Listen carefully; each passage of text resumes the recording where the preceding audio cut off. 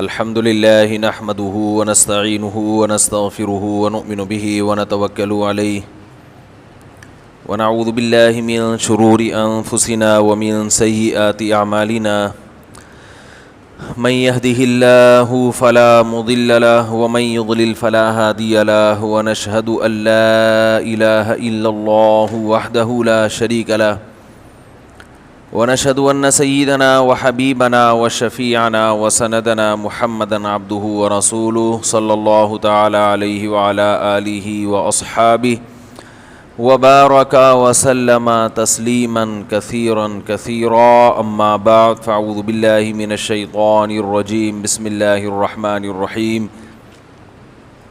يا أيها الذين آمنوا ادخلوا في السلم كافة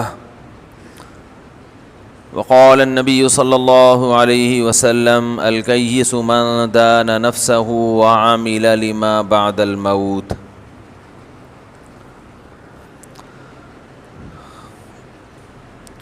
قرآن مجید کی یہ جو آیت میں نے پڑھی ہے، اے ایمان والو اسلام میں مکمل داخل ہو جاؤ، اور حدیث میں کئی سالوں سے پڑھ رہا ہوں الکیس من دان نفسہ وعمل لما بعد الموت۔ اس حدیث کو بیان کرنے میں مجھ سے ایک بہت بڑی مسٹیک ہوئی ہے۔ فارسی میں دانستن کہتے ہیں جاننے کو، تو وہ دانا جو ہے نا میرے ذہن میں فارسی والا آتا رہا، اس لیے میں اس کا ترجمہ کرتا رہا ہوں، جو اپنے نفس کو پہچان لے۔ تو یہ دانا یدینو سے ہے، اس کا مطلب ہے جھک جانا۔ انا ابن من دانت الرقاب لہ، ایک عرب شاعر کا شعر ہے کہ میں اس کا بیٹا ہوں جس کے سامنے لوگوں کی گردنیں جھک جاتی ہیں۔ بعد میں پتہ چلا نائی کا بیٹا تھا یہ۔ ایک عرب اپنے باپ پہ فخر کر رہا تھا کہ میں اس کا بیٹا ہوں جس کے سامنے جو بھی آتا ہے تو اپنی گردن جھکا لیتا ہے۔ انا ابن من دانت الرقاب لہ، دانا یہاں بھی ہے نا،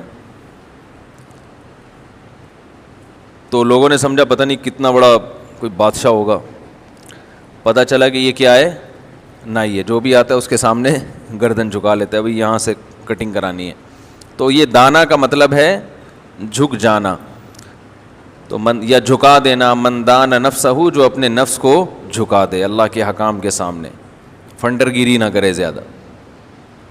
تو یہ جس یوٹیوب پہ کسی نے کمنٹ میں لکھا ہوا تھا، تو اللہ تعالیٰ ان کو جزائے خیر دے، انہوں نے ایک غلطی کی اصلاح کی۔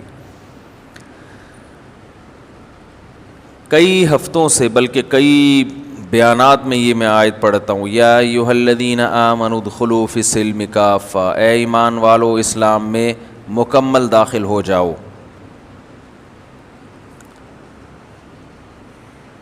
مکمل داخل ہونے کا اللہ تعالیٰ اس لیے حکم دے رہے ہیں کہ ہم میں سے کوئی بھی شخص جو اسلام کو فالو کرتا ہے وہ اپنی مرضی کا فالو کرتا ہے،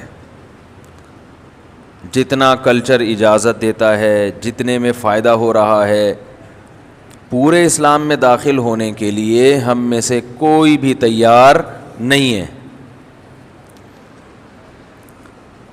پورے اسلام میں داخل ہونے کے لیے تیار نہیں ہے۔ پورا اسلام کسے کہتے ہیں؟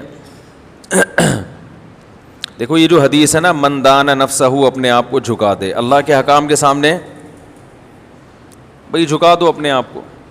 یا من دان نفسہ، اگر یہ فعل لازم ہے تو پھر دانا نفسہ، جس کا نفس جھک جائے اللہ کے حکام کے سامنے۔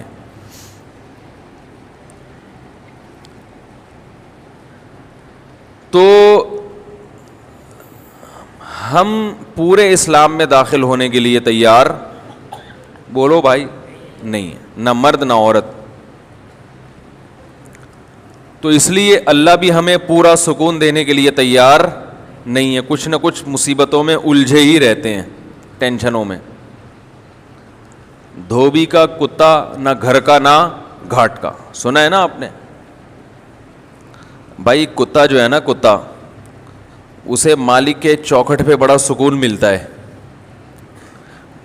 لیکن جس کتے کو پتہ ہی نہ ہو کہ میرا مالک یہاں رہتا ہے یا وہاں رہتا ہے، یہ مالک ہے یا وہ مالک ہے، یہ میری چوکھٹ ہے یا وہ والی چوکھٹ ہے، تو وہ کتا تو تھوڑے دنوں میں کیا ہو جائے گا، کتے پن پہ آ جائے گا پھر تو وہ، کیا خیال ہے؟ وہ تو پاگل ہو جائے گا. تو انسان کو دیکھو بنی اسرائیل میں بھی یہ بڑی بیماری تھی. افتؤمنون ببعض الکتاب وتکفرون ببعض. اللہ نے فرمایا کیا تم تورات کے کچھ حصے پر ایمان رکھتے ہو اور کچھ کا انکار کر دیتے ہو؟ فما جزاء من یفعل ذلک. تو بتاؤ جو شخص یہ جرم کرے گا اس کا بدلہ، اس کی سزا خزی فی الحیات الدنیا، دنیا میں بھی ذلت اور آخرت میں شدید عذاب کے علاوہ کیا ہو سکتی ہے. یعنی اللہ تعالیٰ خود اہل یہود سے پوچھ رہے ہیں کہ تم خود اپنی سزا تجویز کرو کہ تورات کے کچھ حصے پر ایمان رکھتے ہو اور کچھ کو چھوڑ دیتے ہو. آج ساری گمراہیوں کی جو بنیاد ہے نا، جو فتنہ پرست لوگ فرقواریت پھیلا رہے ہیں، یہ فالٹ ان میں بھی ہے. اپنے مطلب کی ایک آیت لیں گے، دوسری والی چھوڑ دیں گے. یا تو ان کو پتہ ہی نہیں ہوتا اس کا، یا یحرفون الکلم عن مواضعہ. یہودیوں کا کام تھا جو آیت جس کام کے لیے نازل ہوئی ہے اس کو اٹھا کے کسی اور جگہ پہ فٹ کر دینا.